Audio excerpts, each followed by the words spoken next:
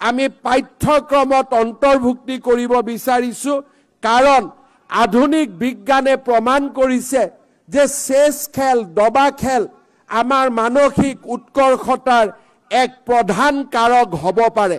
আমাৰ ৰাজ্যৰ এডুকেশ্যনেল কাৰিকুলামত আমি দবা খেলক ইনষ্টিটিউচনেলাইজ প্ৰতিষ্ঠানিক ৰূপ দিবলৈ আমি সিদ্ধান্ত গ্ৰহণ কৰিছো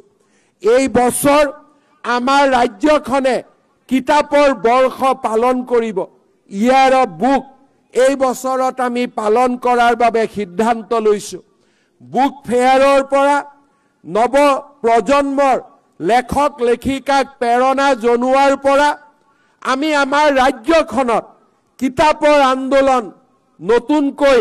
আমি আৰম্ভ কৰিব বিচাৰিছো এই কিতাপৰ আন্দোলনত সহায় হোৱাকৈ অহা নৱেম্বৰ মাহত অসমৰ চৰকাৰী কৰ্মচাৰীসকলক দৰমহাৰ লগত আমি 1000 টকাকৈ দিবলৈ সিদ্ধান্ত গ্ৰহণ কৰিছো যাতে এই চৰকাৰে আগবঢ়োৱা চৰকাৰী কৰ্মচাৰীসকললৈ তেওঁলোকৰ দৰমহাৰ লগত আগবঢ়োৱা 1000 টকাৰে আমি নতুন নতুন কিতাপ ক্ৰয় কৰিব পাৰো আৰু কিতাপৰ আন্দোলনক আগুৱাই লৈ যাব পাৰো মই অসমৰ ব্যৱসায়ী মহলকো উদ্যোগ প্ৰতিষ্ঠানৰ স্বত্বাধিকাৰী সকলকো এই ধৰণে এই বছৰ কিতাপ কিনিবলৈ তেওঁলোকৰ কৰ্মচাৰী সকলক অলপ হলেও আৰ্থিক সহায় আগবঢ়াবলৈ অনুৰোধ জনাম আমাৰ চৰকাৰী কৰ্মচাৰী সকলৰ বাবে বিশেষকৈ নতুন চাম চৰকাৰী কৰ্মচাৰী সকলৰ বাবে নিউ পেনশন স্কিমে কৰবাত নহয় কৰবাত সন্দেহৰ সৃষ্টি কৰি আহিছিল এই বছৰ 1 এপ্ৰিলৰ পৰা আমি আমাৰ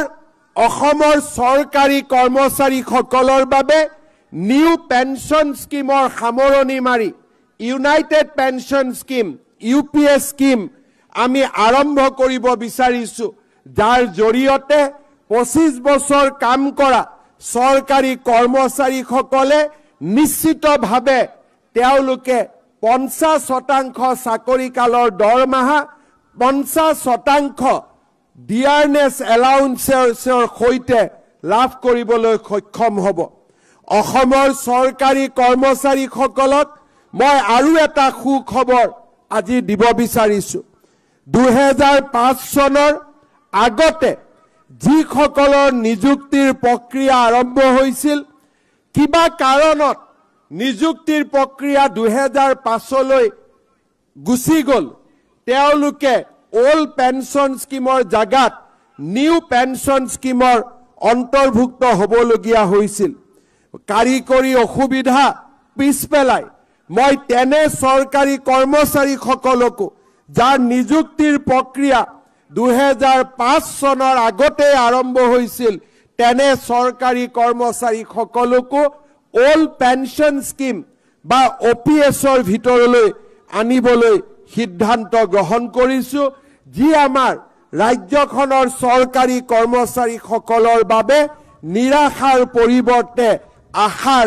এক নতুন সঞ্জীৱনী সুধা আৰম্ভ কৰিব শ্ৰদ্ধাৰ ৰাইজ এই বছৰতে আমি 2006 চনৰ আগতে প্ৰতিষ্ঠা হোৱা যিবিলাক মহাবিদ্যালয় আৰু বিদ্যালয় প্ৰাদেশিকৰণৰ আওতাৰ পৰা বাদ পৰি গৈছিল তেওঁলোককো আমি প্ৰাদেশিকৰণৰ আওতাৰ ভিতৰলৈ আনিবলৈ আমি সিদ্ধান্ত গ্ৰহণ কৰিছো শ্ৰদ্ধাৰ ৰাইজ এনেবোৰ সিদ্ধান্তৰ লগতে আমাৰ ৰাজ্যৰ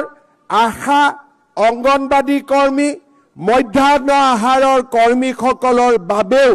আমি তেওঁলোকৰ জীৱন আৰু অধিক মসৃণ কৰিবলৈ